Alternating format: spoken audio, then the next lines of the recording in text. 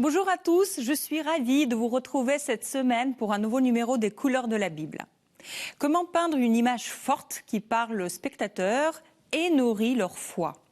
Aujourd'hui, deux peintres nous livrent leurs secrets, Lucas Cranach et Le Greco.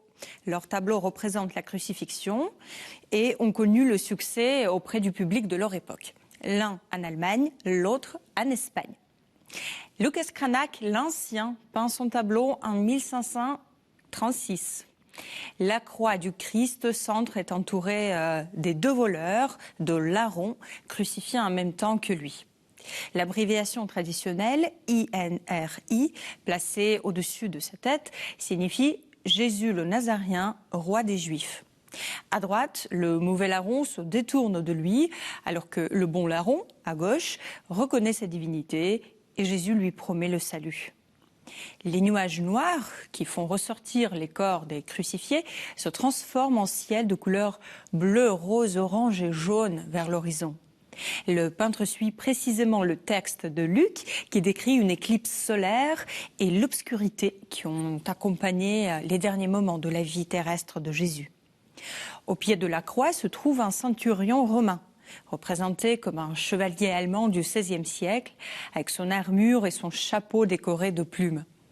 Ce soldat, voyant des phénomènes surnaturels au moment de la mort du Christ, est le premier païen à le reconnaître en disant « Vraiment, cet homme était fils de Dieu ».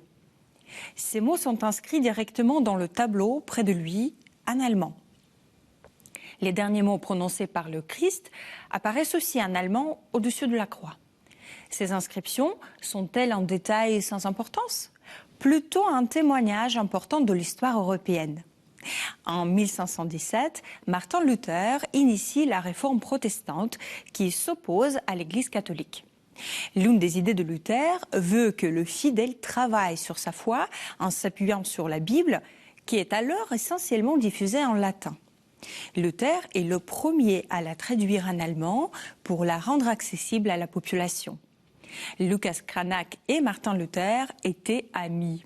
Ils vivaient à Wittenberg, en Saxe, tous les deux, et le peintre participait à la diffusion du nouvel enseignement protestant. Cranach s'empare de la toute fraîche traduction de la Bible et s'adresse aux spectateurs efficacement par l'image et par l'écrit. Son centurion illustre aussi l'idée de Luther. Sa conversion est représentée comme une déclaration de foi individuelle. Enfin, ce tableau a été peint en plusieurs versions très semblables, ce qui témoigne de sa popularité auprès de commanditaires. Quittons maintenant Wittenberg pour Tolède en Espagne autour de 1610. Le Greco peint une crucifixion sur le fond d'un ciel tourmenté et orageux qui menace le monde et nous parle de l'imminence de la mort de Jésus. Un paysage inquiétant se déploie en dessous, avec des cavaliers et une ville fantôme, peut-être Tolède, que l'on aperçoit au loin. Plus aucun personnage n'assiste à la scène, le Christ est resté seul face au destin. Quelques ossements se trouvent au pied de la croix, deux crânes qui renvoient à la fois au nom du mont Golgotha, le lieu du crâne, et au crâne du premier homme, Adam, auteur du péché originel. Les proportions allongées sont caractéristiques des tableaux du Greco, où le corps devient dominant et impressionnant. Les grands yeux pleins de larmes que le Christ lève vers le ciel renforcent l'effet dramatique. Des lueurs inquiétantes dans le ciel, le corps étiré, la palette sombre donnent à ce tableau un caractère surnaturel.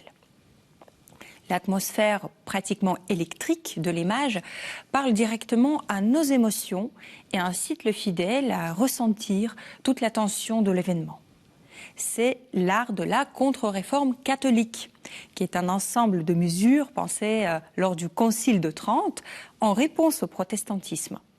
Le résultat en est une théologie renouvelée qui confie à l'art plusieurs fonctions, dont celle d'émouvoir le fidèle et de le guider. Le Greco adhère entièrement à cette vision, comme avec ce tableau qui touche le fidèle du XVIIe siècle par la puissance dramatique de l'image. Nos deux tableaux sont représentatifs des voies que suivait l'art au nord et au sud de l'Europe. Chacun avait un impact fort sur ses spectateurs dans la ville allemande de Wittenberg et à Tolède, au moment où les théologiens réfléchissaient sur la manière de pratiquer la foi. Je vous remercie de nous avoir suivis aujourd'hui. N'hésitez pas à partager cette émission à partir du site kteotv.com ou à partir des réseaux sociaux et je vous retrouve la semaine prochaine.